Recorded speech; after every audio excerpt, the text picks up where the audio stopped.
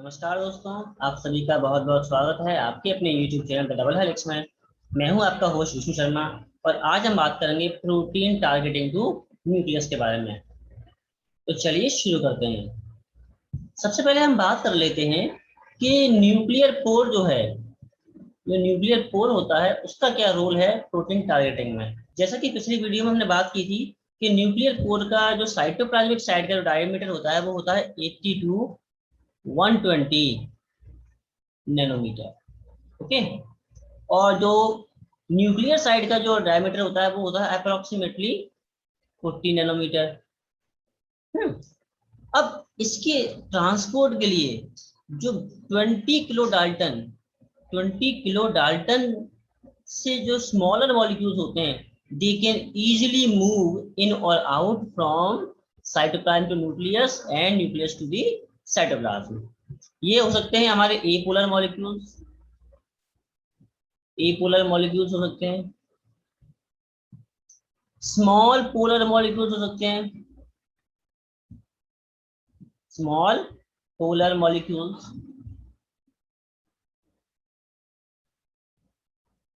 और small non polar molecules, non polar molecules. ठीक है, तो ये जो स्मॉल जितने भी 20 किलो डाल्टन से जो छोटे हमारे मॉलिक्यूल्स होते हैं they can easily pass through the nuclear membrane via nuclear pore complex. अब ये जो मॉलिक्यूल्स हैं ये पैसिवली ट्रांसपोर्ट होते हैं। कैसे होते हैं? पैसिव डिफ्यूजन के थ्रू। पैसिव डिफ्यूजन में क्या होगा? हायर कंसंट्रेशन ग्रेडियंट से, हायर कंसंट्रेशन से लो कंसंट्रेशन की तरफ जाएंगे। ठीक है, लो कंसंट्रेशन की तरफ जाएंगे। यहाँ पर कोई भी एटीपी या कोई भी एनर्जी करेंसी का यूज नहीं हो रहा, no energy used. But 20 kilo dalton से ज्यादा की जो मॉलिक्यूल होंगे, चाहे वो हमारा कोई भी प्रोटीन हो, चाहे कुछ भी हो, राइबोसोम हो, कोई आयन हो, जो भी हो, वो सभी वो सभी कहां से जाते हैं? न्यूक्लियर पोर कॉम्प्लेक्स के थ्रू। उनका क्या होता है? एक्टिव ट्रांसपोर्ट होता है। They are actively transport, actively transport. कौन से? More than more than 20 kilo dalton. ठीक है, तो जैसे कि हमारे स्मॉल पोलर मॉलिक्यूल हो गए, आयंस हो गए, मैक्रोमोल्स हो गए, ये सब कैसे जाते हैं? प्रोटीन हो गया, आरएनए हो गया, ये सभी एक्टिवली ट्रांसपोर्ट होते हैं। They are actively transported to and fro to the cytoplasm and nucleus. Okay. तो अब लास्ट लेक्चर में हमने बात की थी कि इस न्यूक्लियर पोर कॉम्प्लेक्स के अंदर एक एफजी डोमेन होता है बीच में, जो सेंट्रल चैनल होता है हमारा, सेंट्रल चैनल। इसमें क्या होता है? एफजी डोमेन होता है, एफजी डोमेन। इस एफजी डोमेन का जो मतलब होता है phenyl alanine, phenyl alanine and glycine, glycine. ठीक है, F G, F for phenyl alanine और जी फॉर ग्लाइसिन।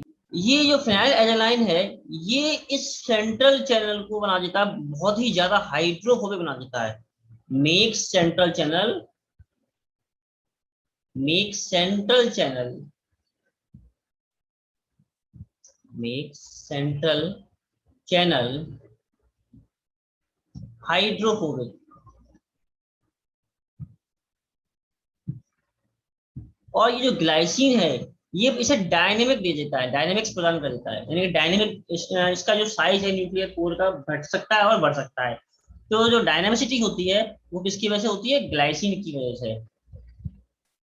डायनेमिक यानी कि इस पोर का साइज घट और बढ़ सकता है depending upon the size of the molecule. Okay friends, तो जो भी प्रोटीन साइटोप्लाज्म से, साइटोप्लाज्म से न्यूक्लियस में जाती है, उसके पास न्यूक्लियस में जाने का एक एड्रेस होना चाहिए। क्या होना चाहिए? एड्रेस या टैग कि हाँ इस ये अगर टैग है तो ये प्रोटीन को कहाँ भेजा जाएगा, न्यूक्लियस के अंदर भेजा जाएगा। इस टैग को हमने नाम दिया है न्यूक्लियर लोकलाइजेशन सिग्नल। क्या बोलते हैं इस टैग को, न्यूक्लियर लोकलाइजेशन सिग्नल। जब इसकी डिटेल स्टडी हमने की तो पता चला कि जो न्यूक्लियर लोकलाइजेशन सिग्नल है ये बेसिक अमाइनो एसिड्स का क्या, बेसिक अमाइनो एसिड्स का क्या एक स्ट्रेच है। ठीक है, इसमें बेसिकली बेसिक अमाइनो एसिड या पॉजिटिवली चार्ज अमाइनो एसिड्स हैं। ठीक है, पॉजिटिवली चार्ज अमाइनो एसिड्स हैं। अब ये जो पॉजिटिवली चार्ज अमाइनो एसिड्स हैं ये सिंगल ग्रुप की फॉर्म में भी हो सकते हैं या डबल ग्रुप की फॉर्म में भी हो सकते हैं या मल्टी ग्रुप की फॉर्म में भी हो सकते हैं। तो जब सिंगल ग्रुप में यानी कि एक साथ इकट्ठे मिलते हैं तो इसे बोलते हैं यूनिपार्टाइट। यूनिपार्टाइट जैसे कि हमारा टी सेल एंटीजन है। ठीक है, तो इसका जो प्रोटीन है, इसका जो हमारा एलएलएस है ये क्या है, यूनिपार्टाइट है। वाई जो न्यूक्लियोप्लाज्मिन है इसका कैसा है, बाई पार्टाइट है। ये भी एक एक यहाँ पर है और 4 यहाँ पर हैं। ध्यान रखिएगा कि एनएलएस के अंदर क्या होता है, बेसिक अमाइनो एसिड्स होते हैं, बेसिक अमाइनो एसिड्स।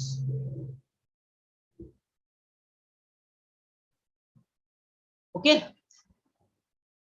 ये जो प्रोटीन है इसको हम बोलते हैं कार्गो। कार्गो है ये, कार्गो प्रोटीन है। एक और इंटरेस्टिंग बात यह है कि न्यूक्लियस के अंदर किसी प्रोटीन को हम फोल्डेड स्टेज में भेज सकते हैं। ये कैसी है, फोल्डेड प्रोटीन है। ठीक है, जबकि माइटोकॉन्ड्रिया माइटोकॉन्ड्रिया के केस में जैसे कि हमने पहले पढ़ चुके हैं, माइटोकॉन्ड्रिया और क्लोरोप्लास्ट के केस में,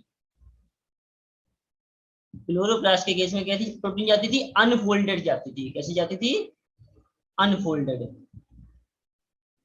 ठीक है, अब यहां देखा गया कि अगर कोई यहां देखा गया कि अगर इस न्यूक्लियर लोकलाइजेशन सिग्नल के स्ट्रेच में, जैसे कि हमारा ये टी सेल एंटीजन का हमारा ये हमारा एनएलएस है, इसमें अगर म्यूटेशन हो जाए, ठीक है, इस न्यूक्लियर लोकलाइजेशन सिग्नल के अंदर ही क्या हो जाए, म्यूटेशन हो जाए, तो ये प्रोटीन कहाँ नहीं जाएगी, न्यूक्लियस के अंदर कभी एंटर नहीं कर पाएगी। ठीक है, तो ये जो प्रोटीन है अगर ये न्यूक्लियर लोकलाइजेशन सिग्नल म्यूटेट हो जाए तो ये जो प्रोटीन है टी सेल एंटीजन की या टी एंटीजन की जिसे हम बोलते हैं, ये कभी भी न्यूक्लियस के अंदर एंट्री नहीं कर पाएगी और सेल जो क्या होगी, इस प्रोटीन से डेफिशिएंट हो जाएगी। Deficient protein, cell with deficient protein. Okay, deficient T antigen protein.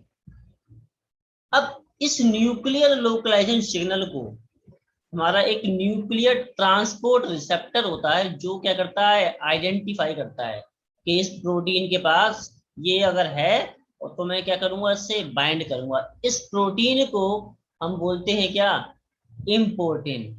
इम्पोर्टिन। Okay, तो प्रोटीन जो ट्रांसपोर्ट कराती है साइटोप्लाज्म से न्यूक्लियस के लिए, उन्हें बोलते हैं हम इम्पोर्टिन। क्या करा रही, इंपोर्ट करा रही है। और जो न्यूक्लियस से साइटोप्लाज्म को भेज रही है उसे हम बोलते हैं एक्सपोर्टिन। इन दोनों को कलेक्टिवली बोला जाता है कैरियोफेरेन। कैरियोफेरेन। तो यहाँ पर हम देख सकते हैं कि डिफरेंट टाइप की कैरियोफेरेंस हैं। जैसे कि इंपोर्ट कराने के लिए कौन कौन सी हैं यहाँ पर, cap alpha, cap beta 1 dimer. ये क्या कराती है, proteins with basic amino acid and nuclear localisation signal. तो ये क्या हमारी क्या है, जो जनरल इंपोर्टेंट प्रोटीन है, ये क्या है? General important protein. एक और टाइप की प्रोटीन होती है जिनका नाम क्या है? स्नर प्रोटीन। स्नर प्रोटीन, ठीक है। ये क्या होती है? Small nuclear ribo nuclear proteins होती हैं, जो क्या करती हैं? स्प्लाइसिंग में हेल्पफुल करती हैं, है ना? स्प्लाइसिंग में क्या कराती है? एमआरएनए की स्प्लाइसिंग कराती है। ओके, ये हमारे U1 U2 U4 U5 क्या है? एमआरएनए, सॉरी आरएनए है स्मॉल, ठीक है। ऐसे ही cap B beta one alone क्या करेगा? ये साइक्लिन और सीडी के कॉम्प्लेक्स को क्या कराता है? इंपोर्ट कराता है साइटोप्लाज्म से, ठीक है। क्योंकि साइक्लिन कहाँ बनेगी और सीडी के भी कहाँ होता है? साइटोप्लाज्म में होता है। हम्म, ये दोनों ही क्या होते हैं? साइटोप्लाज्म में होते हैं। ऐसे ही एक और है कैप बीटा टू, ये ट्रांसपोर्टर है। ये क्या करती है? एमआरएनए बाइंडिंग प्रोटीन है, और राइबोसोमल प्रोटीन्स को कहाँ लेके जाएगी? न्यूक्लियस के अंदर लेके जाएगी।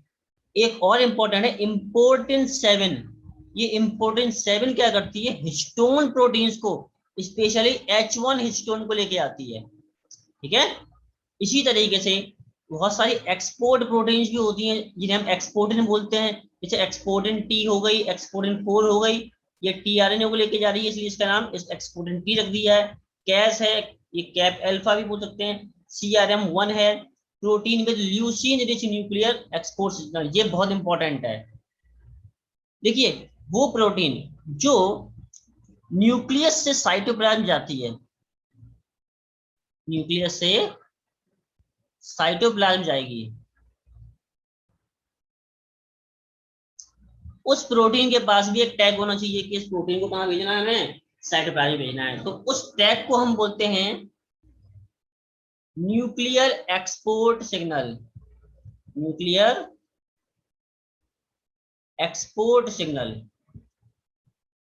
और ये न्यूक्लियर एक्सपोर्ट सिग्नल होता है, ये हाइड्रोफोबिक अमाइनो एसिड्स का बना होता है, और इसमें 4 अमाइनो एसिड्स होते हैं। बेसिकली 4 हाइड्रोफोबिक अमाइनो एसिड्स का स्ट्रेच होता है। और उन हाइड्रोफोबिक अमाइनो एसिड में जो मोस्ट कॉमन होता है वो होता है हमारा ल्यूसीन। Leucine, okay. तो इसका जो सीक्वेंस है वो है हमारा L X X X L X X L X L। यहाँ पर L हमारा ल्यूसीन हो सकता है या कोई और हाइड्रोफोबिक अमीनो एसिड होता है, और X जो है वो एनी अमीनो एसिड, कोई भी अमीनो एसिड हो सकता है।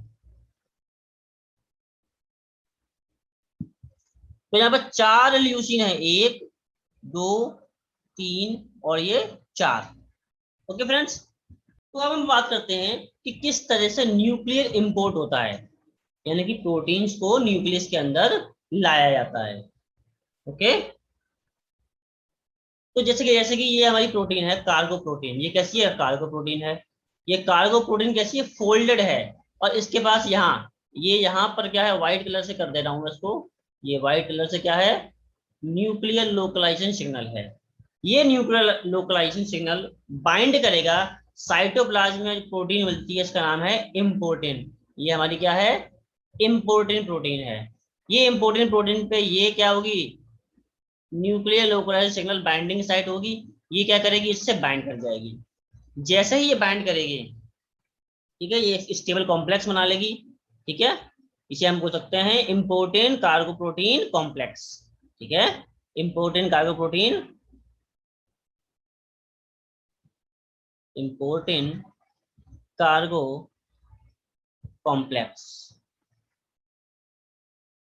अब ये कार्गो कॉम्प्लेक्स सबसे पहले साइटोप्लाज्मिक फिलामेंट से क्या करेगा? इंटरेक्ट करेगा। ये क्या है? हमारे साइटोप्लाज्मिक फिलामेंट्स।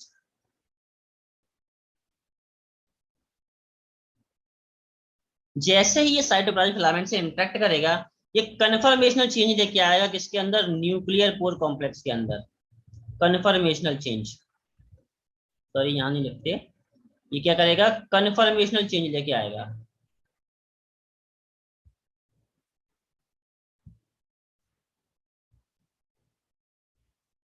जैसे ही न्यूक्लियर पोर कॉम्प्लेक्स के अंदर कन्फर्मेशनल चेंज आएगा, ये क्या करेगा? एंट्री कर जाएगा न्यूक्लियर पोर के अंदर। ये यहाँ एंट्री कर गया। और जैसे ही यहाँ से निकलेगा, वापस से कहाँ आ जाएगी ये प्रोटीन? न्यूक्लियस के अंदर आ जाएगी। जो प्रोटीन कॉम्प्लेक्स है इम्पोर्टिन और जो हमारे कार्गो प्रोटीन है इसके साथ में।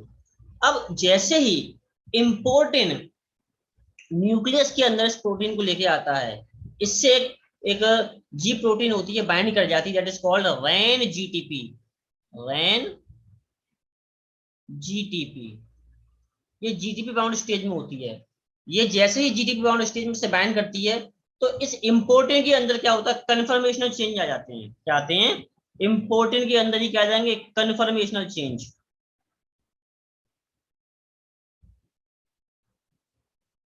कन्फर्मेशनल चेंज ये तभी आएगा जब रैन जीटीपी बाइंड करेगा। रैन जीटीपी के बाइंड करने पर कभी भी इसमें कोई चेंज नहीं आएगा। ओके, यानी या फिर ये बोल सकते हैं कि रैन जीटीपी है वो इस इम्पोर्टेंट से बाइंड नहीं कर सकता, ओनली रैन जीटीपी ही इससे बाइंड कर सकता है। तो जैसे ही रैन जीटीपी इससे बाइंड करेगा, इसमें कन्फर्मेशन चेंज आएगा और ये इस प्रोटीन को क्या करेगा, यहाँ पर डिलीवर कर देगा यहाँ पर। ठीक है, डिलीवर, डिलीवरी हो गई इस प्रोटीन की। तो हमारी प्रोटीन कहाँ आ गई अब, न्यूक्लियस के अंदर फ्री आ गई।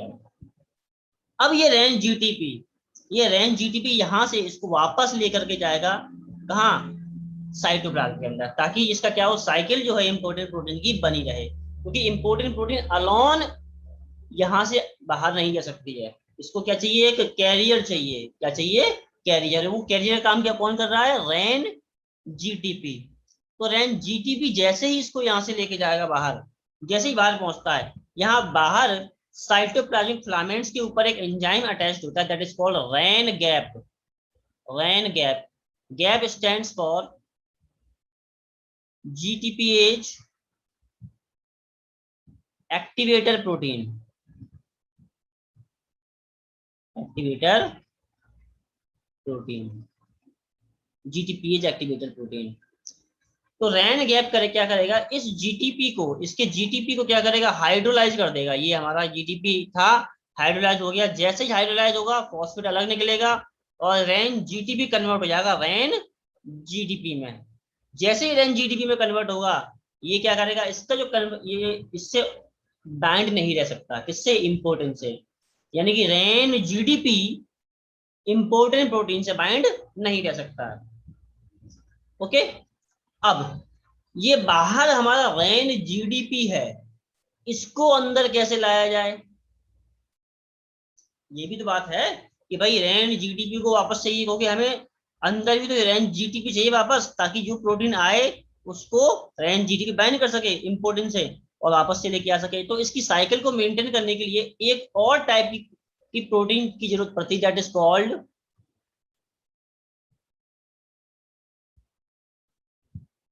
NTF2, nuclear transport factor 2। ये न्यूक्लियर ट्रांसपोर्ट फैक्टर 2 क्या करेगा, इस रैन जीडीपी से क्या कर जाएगा, बाइंड कर जाएगा। क्या कर जाएगा, बाइंड कर जाएगा। और इस रैन जीडीपी को वापस से कहां ले आएगा, अंदर ले आएगा, अंदर ले आएगा। यहां पर हम बोल सकते हैं कि रैन जीडीपी, रैन जीडीपी, और ये क्या है हमारा, NTF2। अब हमारा रैन जीडीपी अंदर आ चुका है। अब क्या होगा, यहां पर एक और एंजाइम होता है, that is called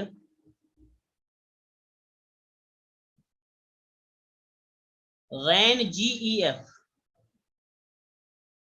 rain G sorry Ran GEF, guanine nucleotide exchange factor. ये क्या करेगा, यहाँ पर रैन जीडीपी को कन्वर्ट कर देगा किसमें, रैन जीटीपी में। ओके, ये किसमें कन्वर्ट कर देगा, रैन जीटीपी में। और जैसे ही ये कन्वर्ट होगा, ये क्या करेगा, NF2 फ्री हो जाएगा, वापस से NF2 क्या करेगा, बाहर चला जाएगा अपने आप।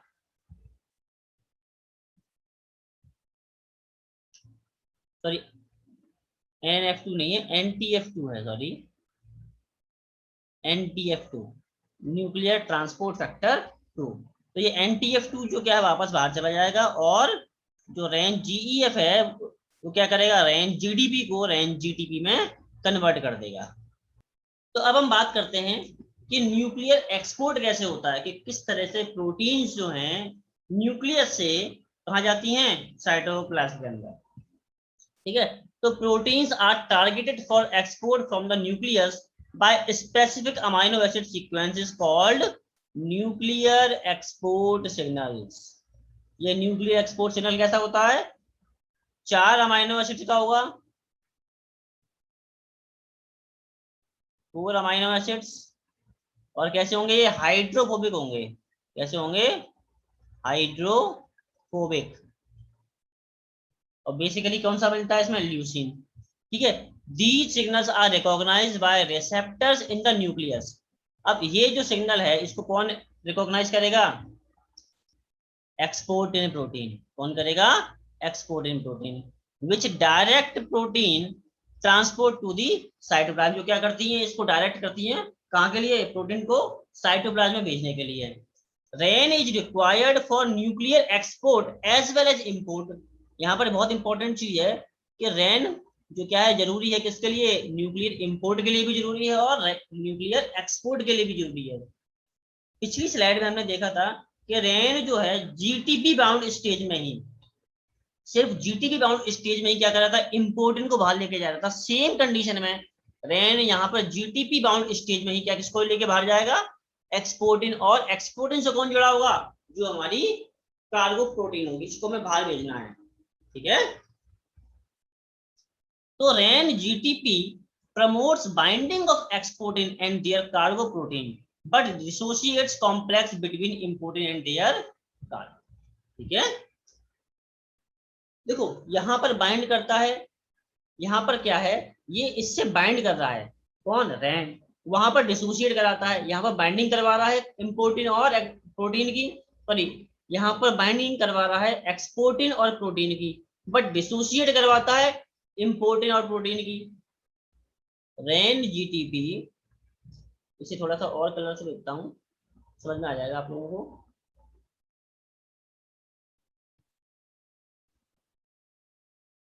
रैन जीटीपी क्या कर रहा है, डिसोसिएशन करवाता है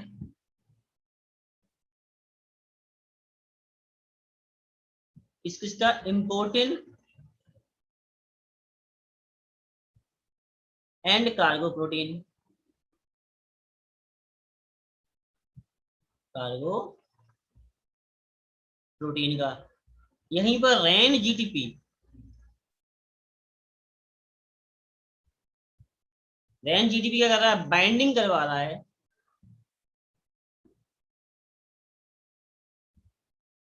बाइंडिंग करवा रहा है किस किसकी, एक्सपोर्टिन एंड कार्गो प्रोटीन की, कार्गो प्रोटीन की। तो यहाँ पर हम बोल सकते हैं कि यहाँ पर स्टेबिलिटी प्रोवाइड करा रहा है इस एक्सपोर्टिन एंड कार्गो प्रोटीन को, और यहाँ पर क्या कर रहा है, डिसोसिएशन करवा रहा है इसका, इम्पोर्टिन और कार्गो प्रोटीन का। ओके, तो इस डायग्राम से एक बार जरा समझ लेते हैं किस तरह से साइकिल काम करती है। कोई प्रोटीन है, ये हमारी प्रोटीन है। ठीक है, ये ये क्या है, ये हमारी प्रोटीन है, और इसके पास क्या है, ये न्यूक्लियर एक्सपोर्ट सिग्नल है। क्या है, न्यूक्लियर एक्सपोर्ट सिग्नल है। और ये हमारी क्या है, इम्पोर्टिन आ रही है बाहर से। तो ये इम्पोर्टिन क्या कर रही है, बाइंड कर रही है किससे, प्रोटीन से, in presence of rain GTP. अब ये रेन जीटीपी क्या करेगा, इस प्रोटीन और इम्पोर्टिन कॉम्प्लेक्स को स्टेबलाइज करके रखता है। अगर ये रेन जीटीपी बाउंड स्टेज में रहेगा तो ये क्या करेगा, इसको स्टेबलाइज रखेगा। अब ये यहाँ से क्या करेगा, साइटोप्लाज्मिक, सॉरी न्यूक्लियर बास्केट से क्या करेगा, इंटरेक्ट करेगा, और जैसे ही न्यूक्लियर बास्केट से इंटरेक्ट करेगा, जो न्यूक्लियर पोर के अंदर क्या होगा, कन्फर्मेशन चेंज आएगा, और ये प्रोटीन क्या होगी, बाहर जाएगी। प्रोटीन पूरा कॉम्प्लेक्स जो होगा वो बाहर चला जाएगा। जैसे ये बाहर जाएगा, साइटोप्लाज्मिक फिलामेंट पे कौन बैठा हुआ है, रेन जीटीपीएज एक्टिवेटर प्रोटीन। ये जीटीपी को क्या कर देगी, हाइड्रोलाइज कर देगी और जीडीपी में कन्वर्ट कर देगी। तो ये क्या बन जाएगा हमारा, रेन जीटीपी बन गया। अब रेन जीटीपी क्या कर सकता है, इस एक्सपोर्टिन और एक्सपोर्टिन और प्रोटीन कॉम्प्लेक्स को स्टेबलाइज नहीं रखता, तो इसकी वजह से क्या होता है, यहाँ पर ये डिसोसिएशन हो जाता है। ये हमारी जो प्रोटीन है, कार्गो है, ये बाहर आ गया साइटोप्लाज्म के अंदर, और जो इम्पोर्टेंट है वापस से अंदर आ जाएगी। अब इस रेन जीडीपी को कौन लेके आएगा, वही हमारा NTF2। NTF2 वापस से इसको लेकर के आएगा बांध करके, और वापस से सेल के न्यूक्लियस के अंदर ले आएगा। और वहां न्यूक्लियस के अंदर क्या होगा, हमारा रेन GEF होगा। रेन GEF क्या करेगा, गुआनिन को एक्सचेंज, गुआनिन न्यूक्लियोटाइड को, जो हमारा डाई न्यूक्लियोटाइड होगा, उसको ट्राई न्यूक्लियोटाइड में कन्वर्ट कर देगा, यानी कि GDP को GTP में कन्वर्ट कर देगा। That's it. इस तरह से क्या होगा, हमारा जो प्रोटीन है जो न्यूक्लियस में थी वो बाहर ट्रांसपोर्ट हो जाएगी। अब देखिए, इम्पोर्टिन और एक्सपोर्टिन का जो रेगुलेशन है या एक्टिविटी है, इसको कौन रेगुलेट कर रहा है, रैन प्रोटीन कर रही है। रैन क्या है, एक GTP बाइंडिंग प्रोटीन है। क्या है रैन, क्या मोनोमेरिक GTP बाइंडिंग प्रोटीन है, मोनोमेरिक। ठीक है, मोनोमेरिक GTP बाइंडिंग प्रोटीन है। दो टाइप की जी प्रोटीन होती है, एक होती है मोनोमेरिक और एक होती है ट्राइमेरिक। ट्राइमेरिक को हम GPCR में पढ़ेंगे बाद में, अभी यहाँ मोनोमेरिक की बात करते हैं। तो रैन क्या कर रही है, इस इम्पोर्टिन और एक्सपोर्टिन का जो रेगुलेशन है, इसको क्या कर रही है, इसकी एक्टिविटी है, इसको रेगुलेट कर रही है। और रैन को कौन एक्टिवेट कर रहा है, कौन रेगुलेट कर रहा है, ये बाहर साइटोप्लाज्म के अंदर क्या मिल रहा है, हमारा रैन GDP मिलता है हमेशा, और हमारा न्यूक्लियस के अंदर रैन GTP मिलता है। तो ये रैन GTP और रैन GDP का जो कंसंट्रेशन है, उसको कौन मेंटेन कर रहा है, दो एंजाइम हमारे हैं। हमारे एक तो क्या है, रैन GAP और रैन GEF। ये दो प्रोटीन कॉम्प्लेक्स हैं जो क्या कर रहे हैं, कंसंट्रेशन ग्रेडियंट को मेंटेन कर रहे हैं, कि बाहर हमारा साइटोप्लाज्म में हमेशा रैन GDP रहे और न्यूक्लियस के अंदर रैन GTP रहे। ठीक है, तो enzymes for exchange of GDP और GTP are on the nuclear side. ठीक है, GDP को GTP से एक्सचेंज करने पर कौन मिल रहा है, न्यूक्लियर साइड में एंजाइम मिलता है। This leads to the higher concentration of Ran GTP in the nucleus and determines the directionality of transport. ये हमेशा याद रखिएगा कि रैन GTP प्रोटीन को न्यूक्लियस से बाहर लेके जाएगा, चाहे वो इम्पोर्टेड हो चाहे वो एक्सपोर्टेड हो। That's it. उम्मीद करता हूँ आपको हमारा आज का वीडियो पसंद आया होगा। अगर आपको हमारा वीडियो अच्छा लगा हो तो प्लीज हमारी वीडियो को लाइक कीजिएगा और हमारे चैनल को सब्सक्राइब करना बिल्कुल मत भूलिएगा। मैं मिलता हूँ आपसे अगले वीडियो में, तब तक के लिए जय हिंद, जय भारत।